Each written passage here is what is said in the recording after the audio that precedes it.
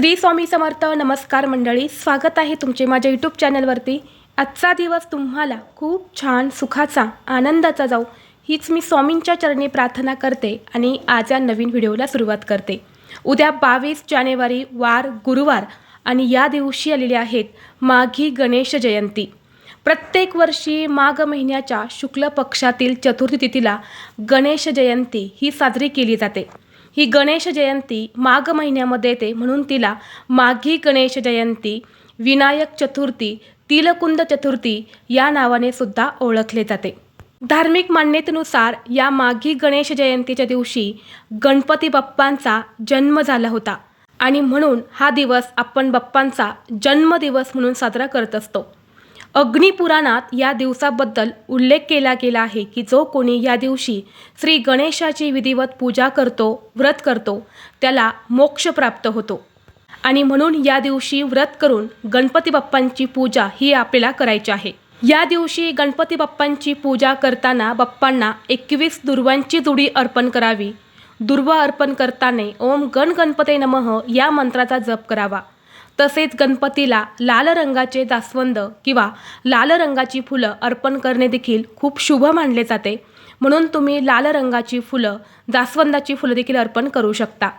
तसेच या दिवशी नैवेद्य म्हणून बाप्पांना 21 तिळगुळाचे लाडू अर्पण करा. कारण या गणेश जयंतीला तिलकुंद चतुर्थी असे म्हणतात. तिल म्हणजे तीळ आणि कुंद म्हणजे कुंदाची पांढरी फुले आणि म्हणून या दिवशी भगवान गणेशाला तीळ आणि कुंदाची फुले अर्पण करण्याची देखील परंपरा आहे. ज्योतिषशास्त्रानुसार या दिवशी गणपती बाप्पा हे आपल्या भक्तांना आशीर्वाद देण्यासाठी स्वतः पृथ्वीवरती येत असतात. त्यामुळे पृथ्वीवरती जे काही गणेश तत्व आहेत तर ते 1 सहस्रपटीने कार्यरत असते आणि म्हणून या दिवशी व्रतासोबतच श्री गणेशाच्या पूजेसोबतच काही प्रभावी उपाय आणि सेवासुद्धा केल्या जातात. आज व्हिडिओमध्ये मी तुम्हाला एक अतिशय प्रभावी असा उपाय सांगणार आहेत. उद्या गुरुवार माघी गणेश जयंतीला तुम्ही उपवास नाही केला तरीही चालेल, पण सकाळीच घरात आणा या झाडाचे 1 पान. सर्व शत्रू नष्ट होतील. शत्रू तुमच्यासमोर लोटांगण घालेल. 7 पिढ्यांचे दारिद्र्य नष्ट होऊन कितीही कठीणातील कठीण इच्छा ही तुमची पूर्ण होईल. तर असं कोणत्या झाडाचं पान आणायचं आहे, ह्या पानाचं काय करायचं आहे, हा उपाय कोणत्या वेळेत करायचा आहे याबद्दलची संपूर्ण माहिती या व्हिडिओमध्ये मी तुमच्यासोबत शेअर करणार आहेत. त्यामुळे तुम्ही हा व्हिडिओ स्किप न करता शेवटपर्यंत नक्की पहा. चॅनलवरती नवीन असाल तर सबस्क्राईब करा आणि असेच माहितीपूर्व नवनवीन व्हिडिओ पाहण्यासाठी बेल आयकॉनलाही प्रेस करा. म्हणजे जेव्हा कधी मी नवीन व्हिडिओ अपलोड करेल त्याचं नोटिफिकेशन सर्वात अगोदर तुम्हाला भेटेल आणि तुम्ही एक पण व्हिडिओ मिस करणार नाही. आज या व्हिडिओमध्ये मी तुम्हाला जो उपाय सांगणार आहे तर हा उपाय आपल्याला उद्या गुरुवारी माघी गणेश जयंतीला करायचा आहे. जो उपाय मी तुमच्यासोबत शेअर करणार आहे तर हा अतिशय प्रभावी आणि सात्विक उपाय आहेत. इच्छापूर्तीसाठी आपल्याला हा उपाय जो आहे तर तो उद्या करायचा आहे. कारण गणपती बाप्पा हे इच्छापूर्ती देवता आहेत.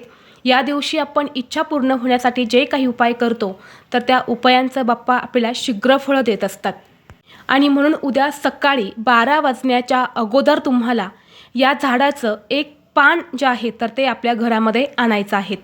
बघा, यंदा माघी गणेश जयंतीला सर्वार्थ सिद्धियोग निर्माण होत आहे. कारण सूर्याने मकर राशीमध्ये प्रवेश केलेला आहे आणि अशावेळी ग्रहांची अशी काही स्थिती बनत आहे जी 100 वर्षानंतर येत आहे आणि अशावेळी जर तुम्ही काही उपाय जर केले तर ते खूप खास आणि प्रभावी ठरत असतात.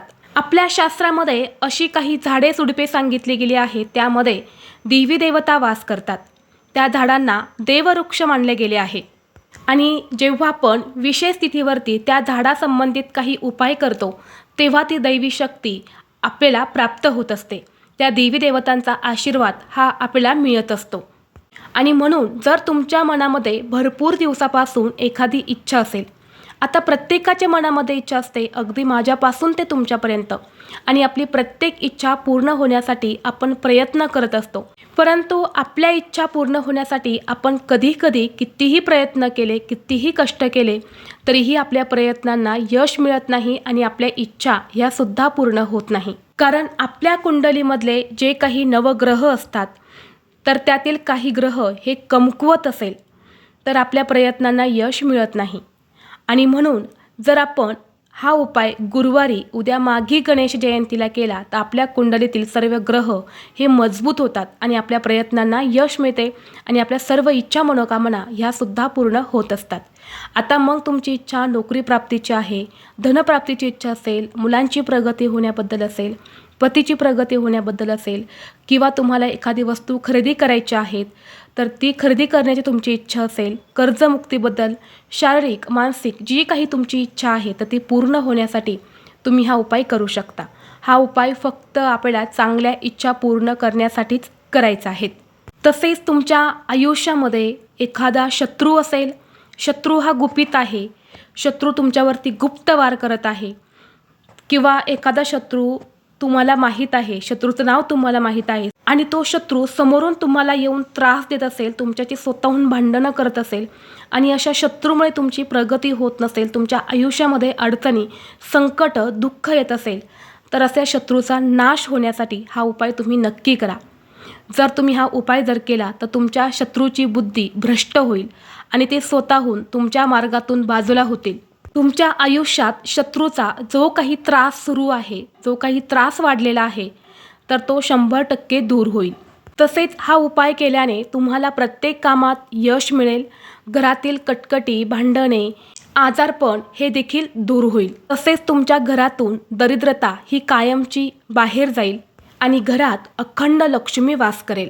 तर आपल्याला उद्या या माघी गणेश जयंतीला सकाळीच आपल्या घरामध्ये रुईच्या झाडाचं एक पान जे आहे तर ते आणायचं आहे. आता या रुईच्या झाडाला मंदार असे देखील म्हटले जाते आणि म्हणजे गणेश आणि दार म्हणजे देणारा, म्हणजे सर्व काही देणारा वृक्ष. या झाडामध्ये सूर्याची ऊर्जा समावलेली असते आणि गणपती बाप्पांना सुद्धा सूर्यासारखे तेज असलेला देखील म्हटले जाते. आणि या रुईच्या झाडामध्ये गणपतीच्या ज्या काही सकारात्मक लहरी आहेत, गणेश तत्व जे आहे तर ते आकर्षित करून घेण्याची सगळ्यात जास्त शक्ती असते. कारण रुईचे झाड आणि गणपती यांचे घनिष्ठ संबंध आहे. कारण या झाडाच्या मुळाशी गणपतीचे स्वरूप तयार होते अशी धार्मिक मान्यता आहे. याला श्वेतार्क गणपती असं म्हणतात, ज्यामुळे धन, सुख आणि यशासाठी त्या झाडाची पूजा गणेश जयंतीला केली जाते. आणि धार्मिक मान्यतेनुसार या झाडाला गणपतीचे प्रिय वृक्ष मानले जाते आणि म्हणून सर्व काही सिद्ध करण्यासाठी, प्राप्त करण्यासाठी आपल्याला हा उपाय जो आहे तर तो उद्या गणेश जयंतीला करायचा आहे. हा उपाय करण्यासाठी तुम्हाला उद्या सकाळी लवकर उठायचं आहे. अंघोळीच्या पाण्यामध्ये तुम्हाला थोडंसं गंगाजल आणि पांढरे तीळ टाकून स्नान करायचं आहे. जेव्हा तुम्ही हा उपाय करणार आहे तेव्हा तुमचं शरीर, मन हा शुद्ध आणि पवित्र असायलाच हवं, तरच या उपायाचं फळ जे आहे तर ते आपल्याला मिळत असतं. आणि तीळ आणि गंगाजल या दिवशी अंघोळीच्या पाण्यात टाकायला खूप जास्त महत्त्व आहे. म्हणून या 2 वस्तू अंघोळीच्या पाण्यात टाकून स्वच्छ स्नान करायचं. यानंतर आपल्या देवघरातील गणपती बाप्पांची विधिवत पूजा करून घ्यायची आहे. मूर्ती असेल तर मूर्तीवरती नक्की अभिषेक करा आणि मूर्ती नसेल तर फोटो आहे स्वच्छ पुसून काढा. गणपती बाप्पांना तिळगुळाचे लाडू, दुर्वा, जास्वंदाची फुलं अर्पण करून धूप, दीप, अगरबत्ती लावून वातावरण प्रसन्न करायचं आहे आणि लगेच तुम्ही हा उपाय जो आहे तर तो करायचा आहे. फक्त दुपारी 12च्या आत तुम्हाला हा उपाय करायचा आहे, हे तुम्ही लक्षात ठेवा. तर उपाय करण्यासाठी तुम्हाला काय करायचं आहे, एक तांब्याचा कलश भरून घ्यायचा आहे. कलशामध्ये हळद, कुंकू, अक्षता टाकायच्या आहेत आणि नंतर हे जल घेऊन तुम्हाला तुमच्या घराजवळ जे पण रुईचं झाड आहे त्या रुईच्या झाडापाशी जायचं आहे. आता रुई 2 प्रकारची असतात, एक निळ्या फुलांची आणि एक पांढऱ्या फुलांची. शक्य असेल तर पांढऱ्या फुलाची रुई असेल तर अतिशय उत्तम, नसेल तर तुम्ही निळ्या फुलांच्या रुईपाशी गेले तरीसुद्धा चालेल. यानंतर सर्वप्रथम हे जल आपल्याला त्या वृक्षाला अर्पण करायचं आहे. शक्य असेल तर त्या झाडाखाली दिवासुद्धा तुम्ही नक्की लावू शकता. ते शक्य नसेल तर फक्त तुम्ही पाणी अर्पण केलं तरीसुद्धा चालेल. यानंतर या झाडाला प्रार्थना करायच्या आहेत, गणपती बाप्पांचं स्मरण करायचं आहे, माता लक्ष्मीचं स्मरण करायचं आहे. हे पान तुम्ही कशासाठी नेत आहे ते वृक्षराजाला सांगायचं आहे आणि यानंतर या झाडाचं एक पान जे आहे तर ते तुम्हाला तोडायचं आहे. फक्त पान घेताना चांगलं घ्या, फाटलेलं किंवा मग खराब झालं असं घेऊ नका. चांगलं एक पान तुम्हाला घ्यायचं आहे. हे पान घरी आणलं की व्यवस्थित तुमच्याकडे गंगाजल असेल तर त्याने धुवा, नाहीतर शुद्ध पाणी तुम्ही धुतलं तरीसुद्धा चालेल. यानंतर आपल्याला गणपती बाप्पांसमोर दिवा लावून घ्यायचा आहे, कारण हा उपाय आपल्याला देवघरामध्येच बाप्पांसमोर करायचा आहे. म्हणून तिथे दिवा प्रज्वलित असावा.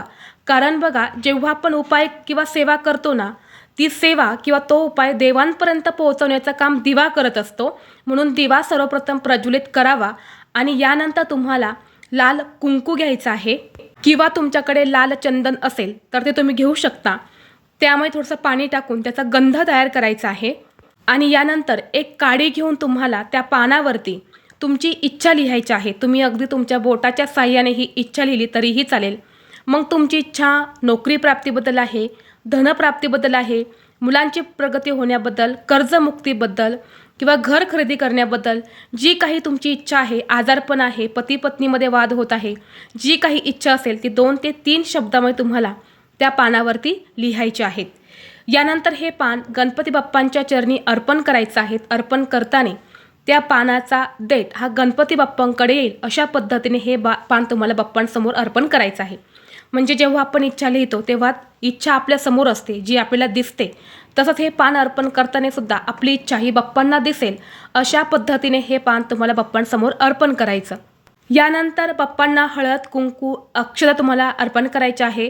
त्या पानावर सुद्धा हळद कुंकू अक्षता तुम्हाला अर्पण करायचे आहेत.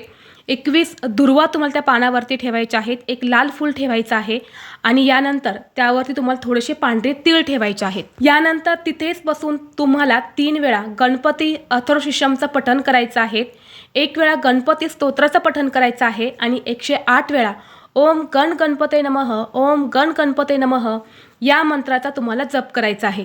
आणि शेवटी तुम्हाला जी इच्छा तुम्ही पानावरती लिहिली आहे तर ती इच्छा पूर्ण होण्यासाठी गणपती बाप्पांना मनोभावे प्रार्थना करायची आहेत. संपूर्ण दिवसभर हे पान तुमच्या देवघरामध्येच राहू द्या. दिवासुद्धा प्रज्वलित राहील एवढं तेल दिव्यामध्ये घाला. यानंतर सायंकाळी 4 वाजले की ते पान तिथून उचलायचं आहे. पानावरती 21 दुर्वा, जी काही फुलं आहेत, जे काही पांढरे तीळ आहेत, तर त्याच्यासहित ते पान तुम्हाला घेऊन तुमच्या घराजवळ असणाऱ्या गणपती बाप्पांच्या मंदिरात जायचं आहे आणि तिथे हे पान तुम्हाला अर्पण करून पुन्हा एकदा तुमची इच्छा तुम्हाला व्यक्त करायची आहेत. तसेच तुम्हाला शक्य असेल तर मंदिरामध्ये तुम्ही प्रसाद म्हणून तिळगुळाचे लाडू नक्की न्या. 11, 21, 101 जेवढे शक्य होतील तेवढे लाडूसुद्धा तुम्ही सोबत घेऊन जा. कारण या दिवशी जो व्यक्ती तिळगुळाचे लाडू मंदिरामध्ये प्रसाद म्हणून दान देतो किंवा प्रसाद म्हणून वाटत असतो, त्या व्यक्तीच्या आयुष्यातील सर्व संकट हे दूर होतात असे आपल्या शास्त्रामध्ये सांगितलं आहे. तसेच जो व्यक्ती हा उपाय श्रद्धेने करतो त्या व्यक्तीच्या सर्व इच्छा ह्या पूर्ण होतात. कारण या झाडाचं आणि गणपती बाप्पांचा खूप जवळचा संबंध आहे, यांचा एक अतूट नातं आहे. म्हणून हा उपाय तुम्ही नक्की करा.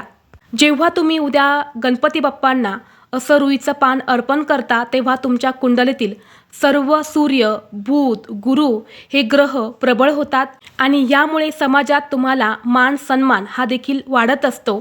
तुमच्या आयुष्यात घरात असणाऱ्या सर्व नकारात्मक शक्तींचा नाश देखील होत असतो. तसेच या झाडाच्या पानामध्ये जो काही पांढरासारखा पदार्थ असतो, चीक असतो, तर तो आपल्या घरातील वास्तुदोष, इडापिडा जी आहे तर ती शोषून घेत असतो. घराला एक संरक्षण कवच मिळत असते आणि यामुळे आपल्या जीवनातील अनेक समस्या ज्या आहेत तर त्या दूर होत असतात. तर हा उपाय जर तुमच्या घरामध्ये सुतक असेल तर तुम्हाला करता येणार नाही. स्त्रियांना मासिक धर्म असेल तर त्यांनी सुद्धा हा उपाय करू नका. घरातील इतर कोणताही व्यक्ती हा उपाय करू शकतो. तर ही अत्यंत महत्त्वाची माहिती मला तुमच्यापर्यंत शेअर करायची होती. व्हिडिओ तुम्हाला आवडला तर लाईक करा, चॅनलवरती नवीन असाल तर सबस्क्राईब करा आणि हा व्हिडिओ आपल्या मित्रपरिवारासोबत जास्तीत जास्त शेअर करा. चला तर मग भेटू असंच पुढल्या एका नवीन व्हिडिओमध्ये. तोपर्यंत सर्वांना श्री स्वामी समर्थ.